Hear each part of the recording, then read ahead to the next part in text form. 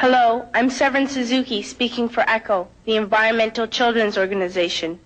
We're a group of 12 and 13-year-olds trying to make a difference. Vanessa Seti, Morgan Geisler, Michelle Quigg, and me. We've raised all the money to come here ourselves, to come 5,000 miles to tell you adults you must change your ways. Coming up here today, I have no hidden agenda. I am fighting for my future. Losing my future is not like losing an election or a few points on the stock market. I am here to speak for all generations to come. I am here to speak on behalf of the starving children around the world whose cries go unheard. I am here to speak for the countless animals dying across this planet because they have nowhere left to go. I am afraid to go out in the sun now because of the holes in our ozone. I am afraid to breathe the air because I don't know what chemicals are in it. I used to go fishing in Vancouver, my home, with my dad, until just a few years ago we found the fish full of cancers. And now we hear of animals and plants going extinct, every day vanishing forever. In my life, I have dreamt of seeing the great herds of wild animals, jungles and rainforests full of birds and butterflies. But now I wonder if they will even exist for my children to see. Did you have to worry of these things when you were my age? All this is happening before our eyes, and yet we act as if we have all the time we want and all the solutions. I'm only a child, and I don't have all the solutions. But I want you to realize, neither do you. You don't know how to fix the holes in our ozone layer. You don't know how to bring the salmon back up a dead stream.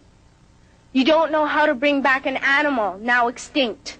And you can't bring back the forest that once grew where there is now a desert. If you don't know how to fix it, please stop breaking it. Here, you may be delegates of your government, business people, organizers, reporters, or politicians, but really, your mothers and fathers, sisters and brothers, aunts and uncles, and all of you are someone's child. I'm only a child, yet I know we are all part of a family, 5 billion strong. In fact, 30 million species strong. And borders and governments will never change that. I'm only a child, yet I know we are all in this together and should act as one single world towards one single goal. In my anger, I am not blind, and in my fear, I am not afraid of telling the world how I feel. In my country, we make so much waste. We buy and throw away, buy and throw away, buy and throw away, and yet northern countries will not share with the needy. Even when we have more than enough, we are afraid to share. We are afraid to let go of some of our wealth. In Canada, we live the privileged life, with plenty of food, water, and shelter. We have watches, bicycles, computers, and television sets. The list could go on for 2 days. 2 days ago, here in Brazil, we were shocked when we spent time with some children living on the streets. This is what one child told us. I wish I was rich.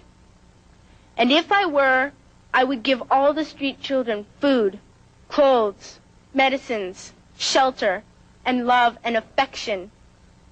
If a child on the streets who has nothing is willing to share, why are we who have everything still so greedy?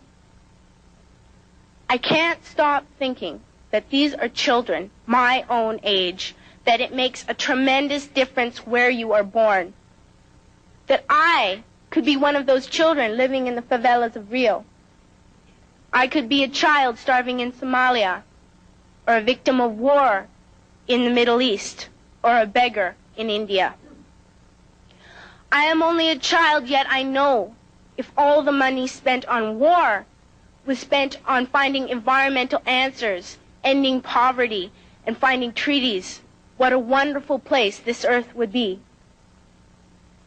At school, even in kindergarten, you teach us how to behave in the world. You teach us not to fight with others, to work things out, to respect others, to clean up our mess, not to hurt other creatures, to share, not be greedy. Then why do you go out and do the things you tell us not to do? Do not forget why you are attending these conferences, who you're doing this for. We are your own children.